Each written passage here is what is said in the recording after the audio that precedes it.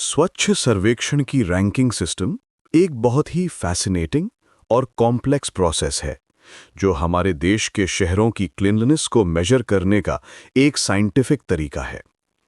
आज हम इस पूरी सिस्टम को डिटेल में समझेंगे। सबसे पहले बात करते हैं कि ये रैंकिंग सिस्टम एक्चुअली काम कैसे करती है। स्वच्छ सर्वेक्षण 2016 में शुरू हुआ था और तब से लेके अब तक इसमें काफ़ी एवोल्यूशन आई है। 2024 के एडिशन में टोटल 9,500 मार्क्स का सिस्टम है जो 3 मेजर कैटेगरीज में बांटा गया है।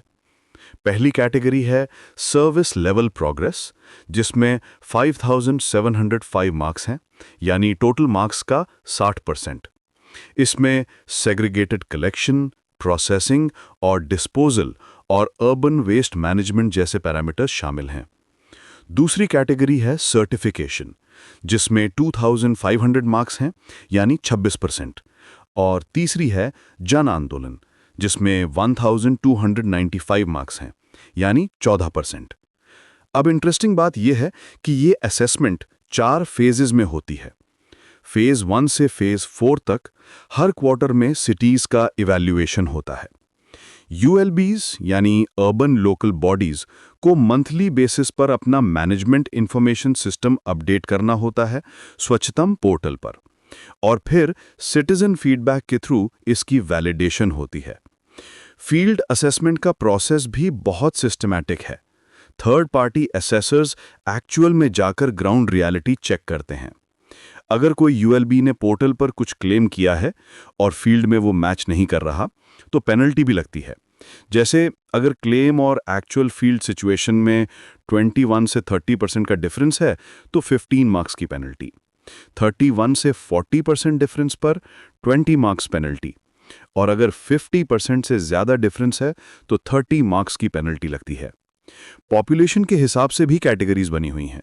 वेरी स्मॉल सिटीज़ जिनकी पॉपुलेशन 20,000 से कम है, स्मॉल सिटीज़ 20,000 से 50,000, मीडियम सिटीज़ 50,000 से 3 लाख, बिग सिटीज़ 3 लाख से 10 लाख, और मिलियन प्लस सिटीज़ जिनकी पॉपुलेशन 10 लाख से ज़्यादा है। हर कैटेगरी के लिए अलग पैरामीटर्स और सैम्पलिंग मेथडोलॉजी है। साबिल आलम, ये जो स्कोरिंग मेथडोलॉजी है वो सिर्फ नंबर्स का गेम नहीं है। इसके पीछे एक बहुत बड़ा विजन है, सस्टेनेबल अर्बन डेवलपमेंट का। जब हम वेस्ट सेग्रीगेशन को 33% वेटेज देते हैं सर्विस लेवल प्रोग्रेस में, तो हम एक्चुअली सिटीजन्स को एनकरेज कर रहे हैं कि वो सोर्स पर ही वेस्ट को सेग्रीगेट करें। प्रोसेसिंग और डिस्पोजल को 40% वेटेज देना भी बहुत स्मार्ट मूव है, क्योंकि सिर्फ कलेक्ट करना काफ़ी नहीं है, उसका प्रॉपर ट्रीटमेंट भी होना चाहिए। अर्बन वेस्ट मैनेजमेंट और सफाई मित्र सुरक्षा को 27% वेटेज देकर हम इंश्योर कर रहे हैं कि जो लोग इस काम में लगे हैं उनकी सेफ्टी और डिग्निटी भी मेंटेन हो।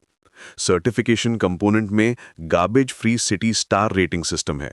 7 स्टार रेटिंग तक जा सकती है, जहां डोर टू डोर कलेक्शन 90% से ज्यादा होनी चाहिए और वेस्ट प्रोसेसिंग भी 90% से ज्यादा। ये स्टैंडर्ड्स इंटरनेशनल लेवल के हैं।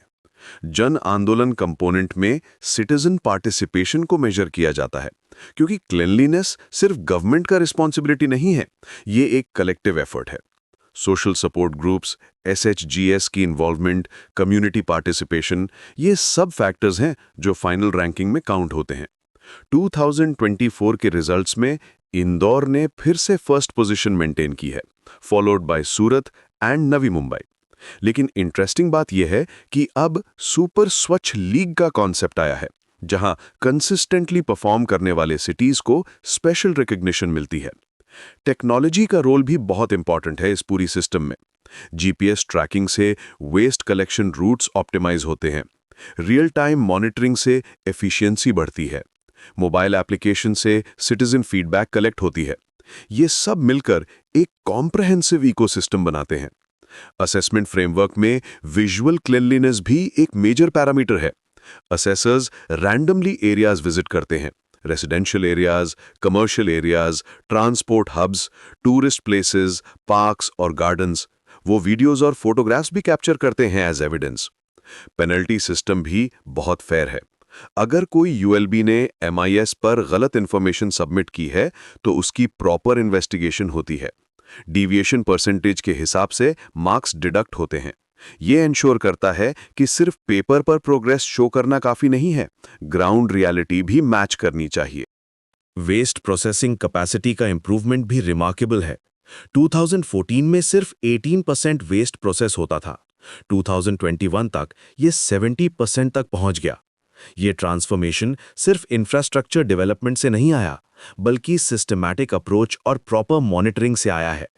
इस रैंकिंग सिस्टम का इम्पैक्ट सिर्फ क्लीनलीनेस तक लिमिटेड नहीं है। ये एक हेल्दी कंपटीशन क्रिएट करती है सिटीज के बीच में। बेस्ट प्रैक्टिसेस शेयर होती हैं, इनोवेशन इनकरेज होती है और अल्टीमेटली सिटीजन्स की क्वालिटी ऑफ लाइफ इंप्रूव होती है। फ्यूचर में ये सिस्टम और भी सोफिस्टिकेटेड होने वाली है। Artificial intelligence, machine learning, IoT sensors, ये सब टेक्नोलॉजीज इंटीग्रेट होंगी। रियल टाइम डेटा कलेक्शन होगी। प्रिडिक्टिव एनालिटिक्स से प्रॉब्लम्स को पहले ही आइडेंटिफाई किया जा सकेगा। स्वच्छ सर्वेक्षण रैंकिंग सिस्टम सिर्फ एक कंपटीशन नहीं है, ये एक मूवमेंट है। एक ऐसा मूवमेंट जो हमारे शहरों को क्लीनर, हेल्दियर और सस्टेनेबल बना रहा है। और जब हम इन रैंकिंग्स को देखते हैं तो हमें समझना चाहिए कि हर नंबर के पीछे काउंटलेस आवर्स की हार्डवर्क है, इनोवेटिव सॉल्यूशंस हैं और एक बेटर फ्यूचर का विजन है।